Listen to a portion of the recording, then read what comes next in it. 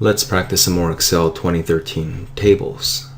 You can download this file from sdrv.ms/1d capital M E2UB. Okay, so the idea of displaying only items greater than or less than. So when we have these Excel tables, we have this nice drop-down arrow box. So for example, if I focus on this column which has the unit price for all these different items that you can buy, I'm going to hit it down and notice how Excel understands that we're talking about numbers. So we have number filters. So for number filters, we can look for things that are equals to something, not equal to something, greater than, less than. So let's just say we're going to only show the numbers that are less than. We have a budget. Less than or equals to, how's that? Less than or equals to, we'll say our budget is $100. So there's typing in the number 100. Click on OK. And you can see now we have a list of all the items only that are under $100. Let me press Ctrl Z to undo that. Furthermore, you can play around with these different filters. You can see the number filters also has a above average, below average, between certain two numbers, top 10, which actually means you don't have to choose the top 10, you can even choose the top 5. And if I click on OK, you can see that these are the top 5 most expensive items. Press on Ctrl Z to undo that. And notice how when we hit the drop down box here for some kind of text, we're not talking about number filters, we're talking about text filters. So the category here is electronics, food, toys, electronics, etc. So if you want to hide all the electronics, let's try that. Let's go to the text filters and we'll just say does not equal, I'm going to use the word electronics. So by doing this filter, we're hiding all the electronics, and the only things left that we see are the food, toys, and beauty products. Let's press Ctrl Z to undo. It's amazing how we can even sort these items. So if I want to sort by name, you can hit the drop down box and we can sort A to Z, A to Z using the first option. You can see that beer comes first, comes before C, chips. We can also sort from Z to A using the second option. You can see that TV is one of the last letters of the alphabet, the letter T. So let me just leave it from A to Z. Furthermore, you can also sort by the category from A to Z.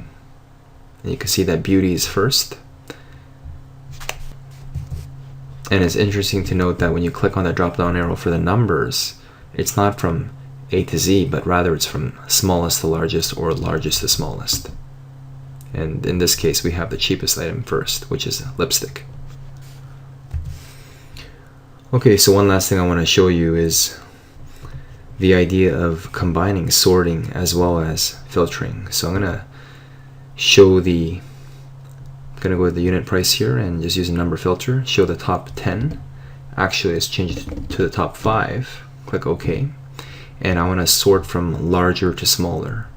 So I'm also going to add a nice sort from largest to smallest. This is the second option here. Click OK, and you can see how we are successfully working with two things all at the same time, sorting as well as filtering. Now let's finish this off by removing duplicates. You can see here there's a TV from Amazon, and one's for $12.99 and the other one's for $5.27. And there's also a TV from Walmart for $4.99. Let's click on the Data tab and then go to, with the table selected, let's remove duplicates, see what happens.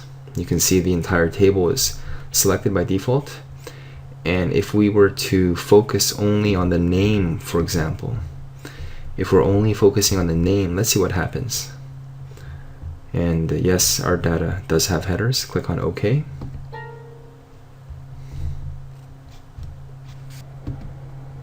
Okay, a slightly confusing result came up, so it was better to explain it by pressing Ctrl Z until you have your entire list once again. So here we have the entire list of goods, and we're gonna sort our table by the actual product name from A to Z, and we have beer in the beginning. Now you can see it says beer, beer, chips, chips, and from different stores. Let's begin by going to data, remove duplicates. Now by default we need to remove only duplicates that have exact matches, which means that they're matching all 4 different columns. But let's see what happens if we only need to match the name. So wherever there's the same name, we're essentially deleting any second occurrence of that name. So we have beer Walmart, beer Target. Let's see what happens to this beer, because we're only focusing on the name beer. Click OK. And you can see that a lot of duplicate values have been removed. We lost that beer Target. So the first time it sees it, it's okay. The second beer it sees, it's going to ignore. Let me press Ctrl Z to undo. Okay, let's try that again. So let's try removing duplicates, but this time let's force the matching of the name and the store. So the name and the store has to match for us to remove a duplicate. So let's think about this. The beer Walmart is different than the beer Target because we're considering the name and the store, so therefore we're not going to be wiping these out. However, here if we see the chips Target and the chips Target, these are duplicates because we're only looking at the name and the store. So my prediction is that the second chips Target will be destroyed. So let's focus on this second chips Target to see if it goes away. Click on OK.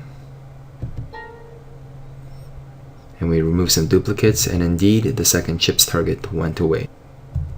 So when it comes to removing duplicates, the key is you determine how picky you want the criteria to be for the duplicates to be removed. Based on the more things you check, the harder you're making it for Excel to remove that duplicate.